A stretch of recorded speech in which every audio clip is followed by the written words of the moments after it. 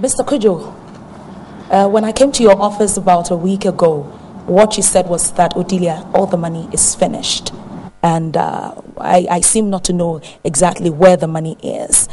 Was this your expectation, where the money went, and exactly the achievements within 4 years? Well, good morning, ladies and gentlemen, and thank you very much for having us as well. It was quite depressing to hear that the ministers did not show up. And I'm sorry for your platform.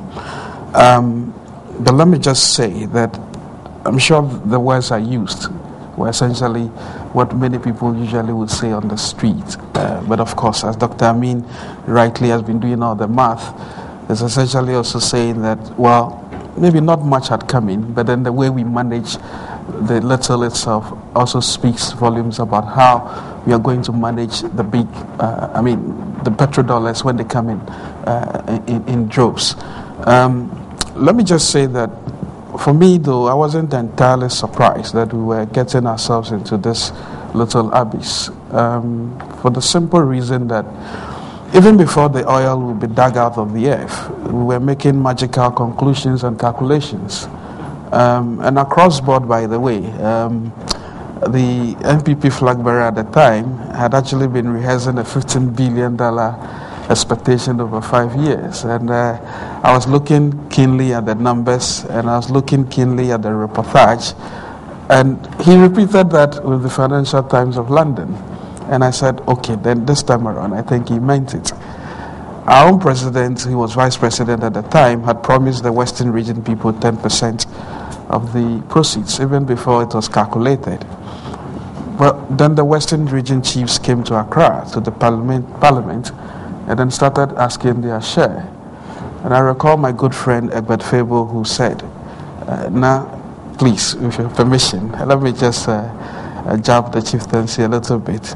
And then he said, well, if the chiefs are asking for 10%, they probably should be aware by now that after selling all the lands, the sea is yet to be sold. So he doesn't know anyone who would have made an attempt. But then some of these interesting revelations went on. The president at the time also did say that gas, for instance, was going to give us $1 billion annually. When at the time, clearly speaking, the cost of gas, and indeed, if we were supposed to get $1 billion, in actual fact, it was going to give us just about $150 million a year, assuming everything else had happened 2 years earlier, by the way. So the expectations kept on. I mean, we even did a road show, Jacomini is saying. We said we'd never be like Nigeria. We went to Norway and brought Norwegians here to tell us about how well they are managing their staff. And we did quite a lot.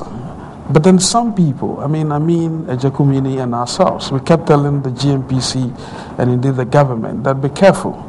If we're making projections based on these expectations, first of all, we don't even know how the integrity of the wells were to be able to generate the hundreds of thousands of barrels at a time.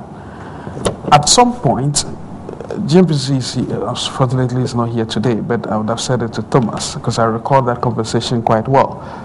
As I said, we were nation wreckers, and we said, look, it's not the case. If you don't manage these expectations, you come back having the Minister of Finance coming to ask for a supplementary budget. Because at the time, we have gone on to take on a $3 billion loan from the Chinese, which again was not properly managed. Lo and behold, a year later, actually 5 months later, the Minister of Finance was in Parliament saying, because of the depressing statistics from the Jubilee, and because of our inability to conclude the CDB loan in time, then the economy had taken a hit. And I think we said 1 billion, he asked for 1.2 billion. Tullow Oil itself had its asset hit, about $440 million. And I think they did say that one of the major reasons for the depleting assets was because of Jubilee's performance. So in order to not to keep going on, I think the signs were quite there at the time that we hadn't even done the math properly. And there was another one. We were even calculating how much every Ghanaian will get. I recall Dr. Tinje Ej at the time, and us were locked in horns. He said, I think he said 17 pesos, and we said, no, it's going to be about 12 pesos or something like that. But it went on, just to say that the calculations were not properly done. But upon hindsight, 4 years, figures have been given, 2.7 billion a year, but in actual fact, 1.2 billion, more or less. So an average of 300 million a year to the annual budget's funding. Is it account or amount? Amount. Whatever it was, I recall we wrote a paper at the time because there was this mysticism surrounding resource nationalism. People were saying, oh, well, this thing belongs to us and we need to have 90% in this by a certain period. And we're the same without the view that this is a little country blessed with oil. If you look at the typical profile in West Africa, averagely 20-25 years lifespan, you were better off thinking about the profitability of the industry rather than dreams of whether it was supposed to be a production sharing agreement or it was supposed to be a royalty and a tax system. I think that at the end of the day, really, the question is about good governance. You can learn from everywhere. At the end of the day, if you are called to come to account and you don't show up at a platform like this, it's a depressing result of how unaccountable you have been. Well, we're taking a look at the legal perspectives, and I just want to ask Doc next. Let me add something Ishmael said, which I think is very significant, because even though the size of our production is quite modest, it will not be good to reduce the significance of oil and gas in our economy to just the revenues that government is generating from the sector.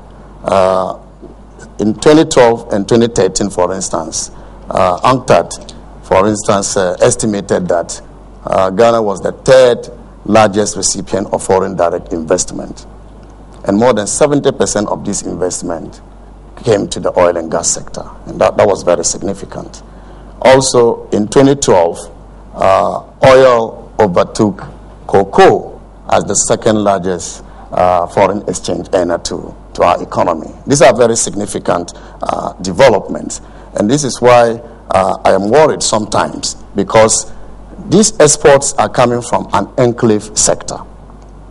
And also the fact that we recorded our unprecedented growth in our history in 2011, 14% GDP growth, which was also fueled by the investments in the oil and gas sector and also the commencement of oil production. My worry is that this sector is an enclave sector, and you don't see any direct relationship between that sector and the rest of the economy. And so if we have to continue to see oil as contributing to export growth, as contributing to GDP growth, it may just remain in numbers unless we are able to link the oil and gas sector with the non-oil and gas sector in terms of leveraging that modest levels of production to add value to the rest of the economy. And so this is to put it on record that, yes, we may have some challenges. We will continue to have challenges, but I will not like to reduce the significance of the oil and gas wealth of our country to just the revenues that we are getting from the export of that oil. Sorry, can I butt in a bit? But Dr. Min, the debate has already started. You just authored a paper about the likely coming of an oil curse. I would think that the drawdown effect, growth without death, is actually the issue. So there's growth, and these are just physical numbers. I understand the social impact of oil, but that's fine. But I think we need to also state the fact that these are high investment-related projects, and a lot of it actually goes out as well. But the issues about the management is critical. Yeah, I think the issue about the case will be discussed as we move on. And I did mention that the fact that we are just exporting from an enclave sector, the fact that we are generating our growth from an enclave sector does not lead to equitable distribution of the growth necessarily. Sure. You know, and the fact that just because the size of GDP grows doesn't mean that it will translate to development. Exactly. You know, and so as we discuss how this manifests the case manifest in the management of the resources, I'm sure we'll draw the link between where we are not getting it right in terms of deriving benefits from the export growth attributed to the oil and gas sector as well as GDP growth.